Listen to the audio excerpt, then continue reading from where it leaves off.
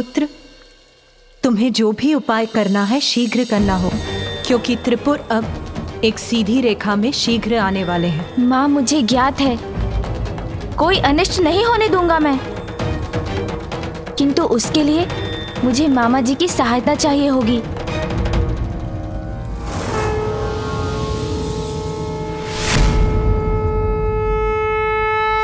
मुझसे कैसी सहायता चाहते हो भांजे?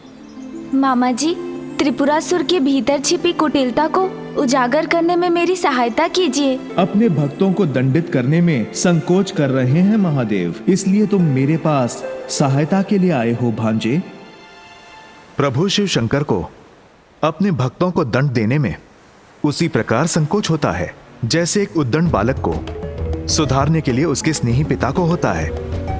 उचित है महादेव भोलेनाथ जो ठहरे। मामा जी, किंतु आप तो भोले नहीं है ना। आप तो सहज ही उन दुष्ट त्रिपुरासुर का वास्तविक रूप उजागर करने में सक्षम है, इसलिए उनकी परीक्षा लीजिए। मेरी विनती है, उजागर कर दीजिए उनका गुप्त भेद। त्रिपुर को मिटाकर अधर्म का नाश करने का यही एकमात्र अवसर है मामा जी। त्रिपुरासुर के मन का मैल सामने लाने के लिए मेरे तन का मैल ही पर्याप्त है।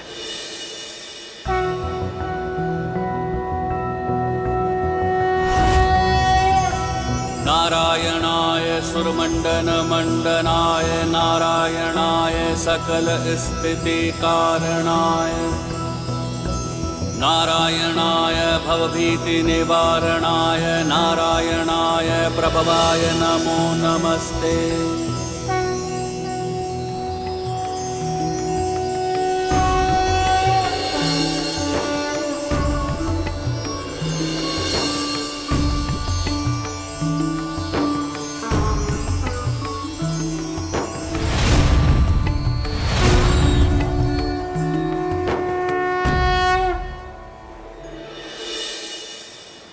प्रणाम प्रभु। प्रणाम माता। आपके तन के मैल से उत्पन्न हुए इस अरिहन के लिए क्या आदेश है प्रभु? गणेश के निर्देशानुसार मिथ्या भक्ति की परत के पीछे जो छुपे हैं उनके मन के मैल को सामने ले आइए। जो आज्ञा प्रभु। अरिहन जी, इसके लिए अधिक समय नहीं है हमारे पास, क्योंकि त्रिपुर समीप आकर एक सीधी रेखा में आ रहे हैं और जब तक वो उस रेखा में रहेंगे उसी अवधि में उनका विनाश किया जा सकता है। अवश्य।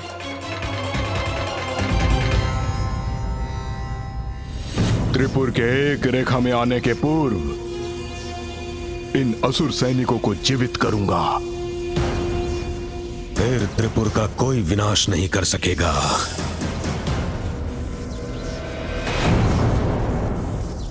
यज्ञ की अग्नि तो मंद पड़ती जा रही है।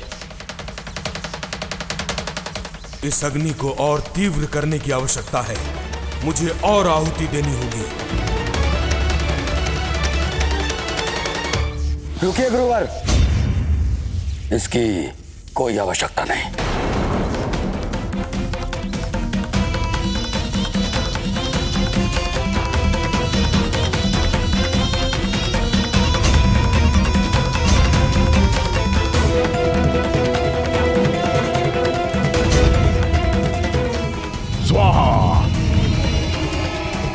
ओम नमो नमः।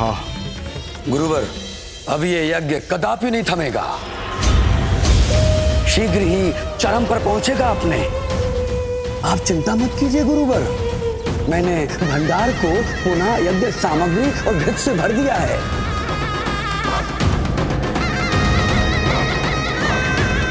अवश्य ही भंडार में स्थित यज्ञ सामग्री को नष्ट भ्रष्ट करने का कार्य महादेव पुत्र के उस मूषक ने किया होगा। मैंने सुरक्षा के प्रबंध और कड़े कर दिए हैं। अब यज्ञ में और विघ्न नहीं आएगा। विघ्न आ नहीं सकता, आ चुका है। गणेश बन रहा है विघ्नकर्ता। देवताओं पर असुरों का आधिपत्य स्थापित करने की हमारी गुप्त योजना ज्ञात है उसे। वो विघ्न उत्पन्न करने का प्रयास अवश्य करेगा, किंतु मैं अपने उद्देश्य में अडिग रहूंगा। इस संघर्ष में केवल और केवल असुरों की विजय होगी। हम सावधान रहेंगे गुरुवर, परंतु आप व्यर्थ ही चिंता कर रहे हैं। जब तक महादेव की कृपा दृष्टि हम पर है, हमें कोई नष्ट नहीं कर सकता। ये भक्ति का ढोंग हमें तब तक और ढोना होगा जब तक हमारे पूर्व सीधी रेखा से बाहर नहीं आ जाते, और जिसके बाद सहस्त्र वर्षों तक हमारा कोई अहित नहीं कर सकेगा।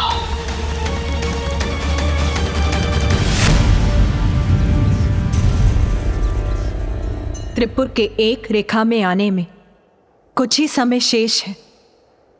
ये अवसर बीतने से पूर्व पुत्र गजानन को कुछ करना होगा।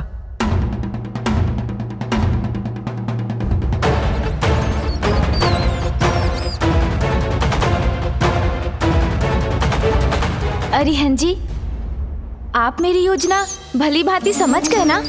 हाँ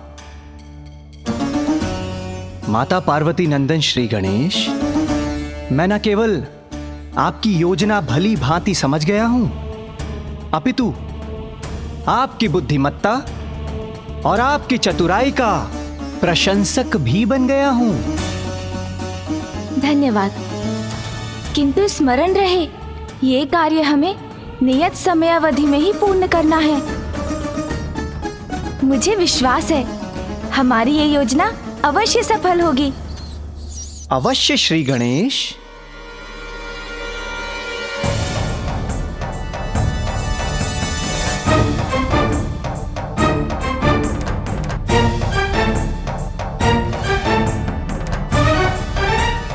मैं नारायण का अंश अरिहंत त्रिपुर में प्रवेश का इच्छुक हूं। त्रिपुर में प्रवेश का इच्छुक हूं। नारायण का अंश यहाँ क्यों? गुरुदेव शुक्राचार्य ने कहा था कि सावधान रहना, तो हम सावधान ही रहेंगे। अरिहंत से भयभीत होने की आपको आवश्यकता नहीं है। मैं तो यहाँ अपने नवीन मित्रों की सहायता हेतु आया हूँ।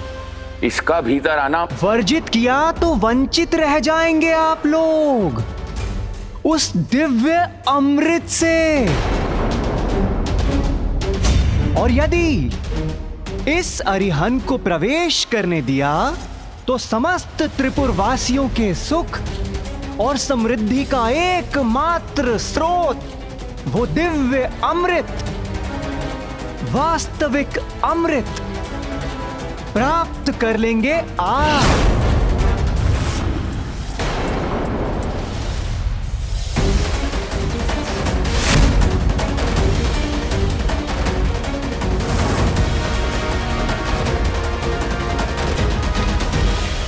किंतु यदि आप तीनों को मुझ पर शंका है और यदि आपको वो दिव्य अमृत नहीं चाहिए तो मैं चला।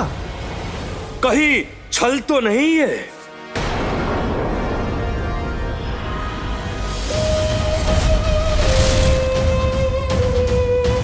नारायण के अंश होकर उनके शत्रुओं के लिए अमृत क्यों लाए हो तुम? आपका कहना उचित है। अंश हूं उनका, मित्र नहीं, सेवक हूं उनका, किंतु शुभ चिंतक नहीं। जिस प्रकार आप असुरों को कोई भी स्वीकार नहीं करता, ठीक उसी प्रकार इस अरिहंत का भी तिरस्कार किया है स्वयं नारायण ने। नारायण के मैल से उत्पत्ति हुई है मेरी, इसीलिए मुझे अपनी स्वयं की इस उत्पत्ति को वो आप असुरों के समान मैल ही मानते हैं। और इसलिए यह स्वाभाविक है कि मेरी और आपकी मित्रता हो जाए।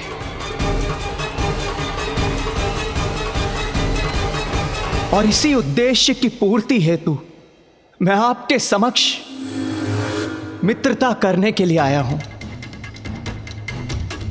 यदि आपको स्वीकार हो तो कहें, भीतर चलूं?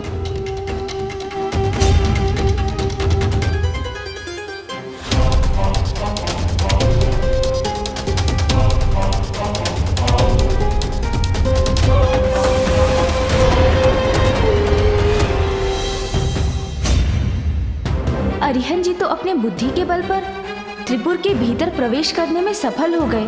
अब प्रतीक्षा है कि वो किस प्रकार उनका ढोंग सामने ला पाते हैं। तुमने हमसे असत्य क्यों कहा कि तुम्हारे पास वास्तविक अमृत है? प्रतीत होता है तुम्हें महादेव पुत्र गणेश ने भेजा है हमारी योजना भंग करने के लिए। और हाँ, त्रिपुर में प्रवेश पाने के लिए छला है तुमने हमें। कान जी, भीतर क्या हो रहा है ज्ञात करने में मेरी सहायता कीजिए।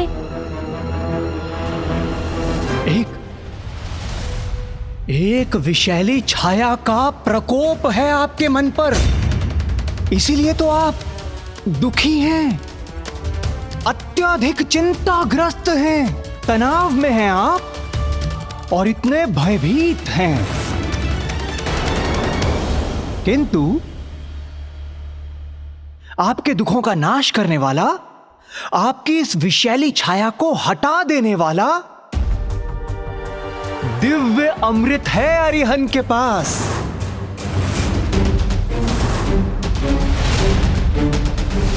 मूर्ख समझाया हमें। रुको भ्राता,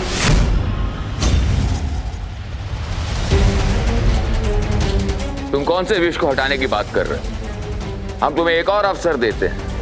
तुम हमें यह बताओ कि त्रिपुर वासियों के लिए तुम ऐसा कौन सा वास्तविक सुख लाए हो?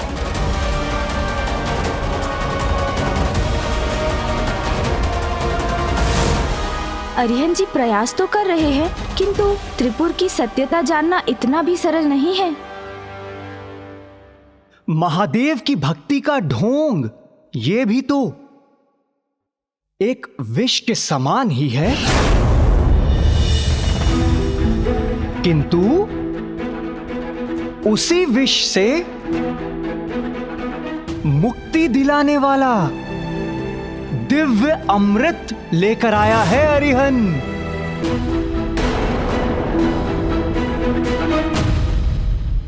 आपकी बुद्धि और आपके हृदय, इन दोनों में केवल और केवल एक ही प्रबल इच्छा व्याप्त है, और वो है भोग, विलास, आनंद उठाने वाली इच्छा।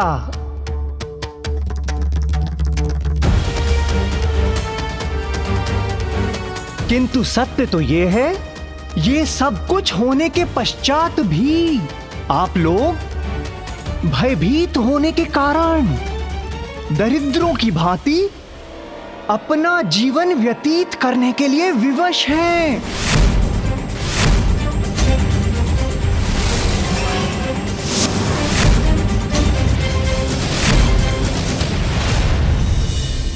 हमें भयभीत पुकारने का दुस्साहस कैसे किया तुमने?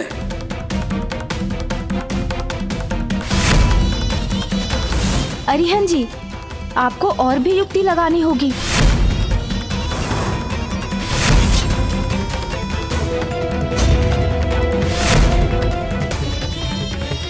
शिव भक्ति का ढोंग करते करते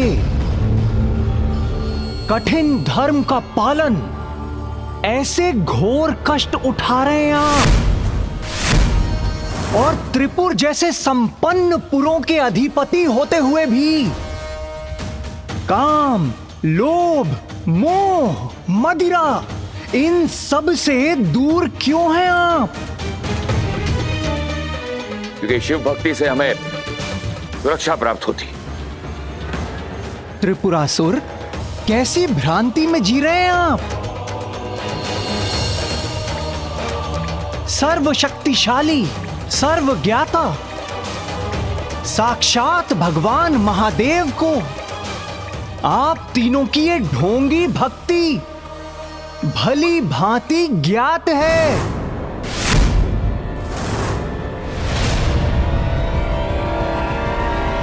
किंतु फिर भी आप तीनों सुरक्षित हैं और इसका कारण आपकी ढोंगी भक्ति नहीं है, अपितु आप तीनों की संगठित शक्ति है। इस समय मुझे आभास हो रहा है कि शीघ्र अतिशीघ्र आप तीनों को और भी अधिक शक्ति प्राप्त होने वाली है।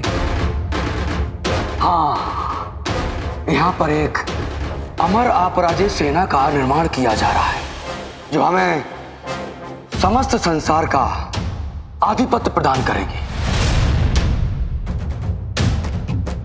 तो फिर किस भय के कारण आप लोग महादेव की भक्ति का ढोंग कर अपना जीवन व्यर्थ गंवा रहे हैं?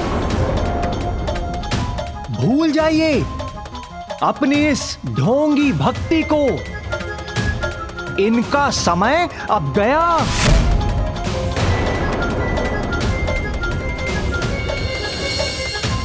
पहचानिए अपनी शक्तियों को। महाबलशाली त्रिपुरासुर हैं आप तीनों और इसलिए अपना जीवन अपनी इच्छा अनुसार जीना प्रारंभ कीजिए।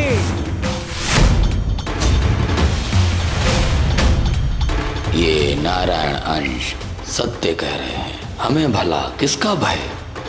चलिए मूषक जी।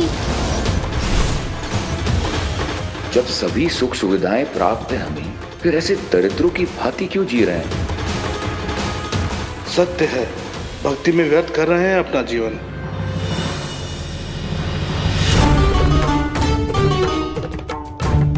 पिताश्री, अब शीघ्र सत्य आपके समक्ष आ जाएगा।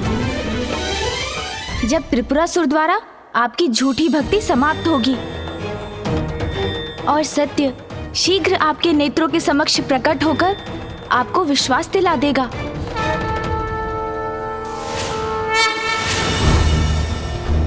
प्रतीत होता है कि हमारी योजना सफल हुई। मेरी बातों से प्रभावित हो गए हैं ये तीनों असुर।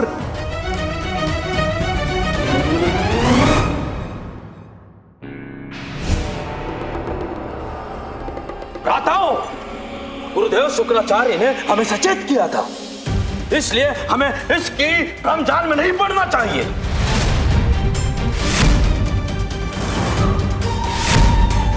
तुम्हें क्या लगा था कि तुम हमें हमारे भक्ति के मार्ग से इतनी सरलता से भटका सकोगे?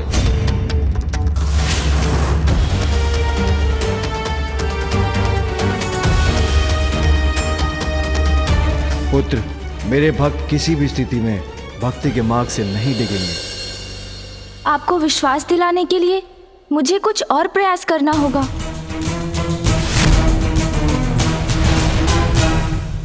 उचित है, उचित है।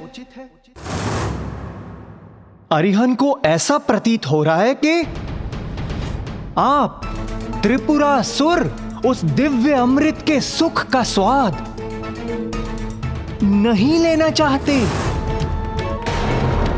और ना ही आप तीनों को मेरी बातों पर विश्वास है। इसलिए उचित होगा कि मैं यहां से प्रस्थान कर जाऊं।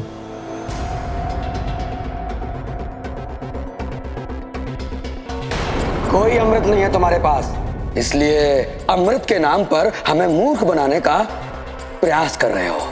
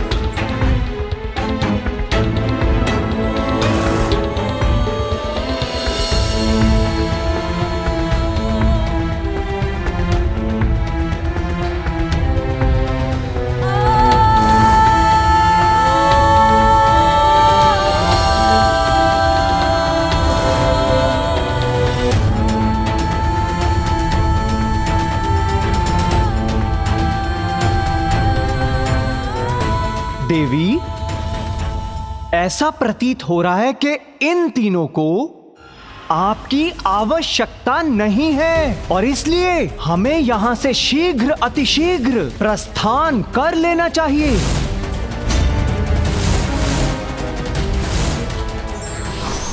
बुद्धिमान व्यक्ति वही होता है जो तब तक प्रयास करता है जब तक उसे कार्य में सफलता नहीं मिल जाती।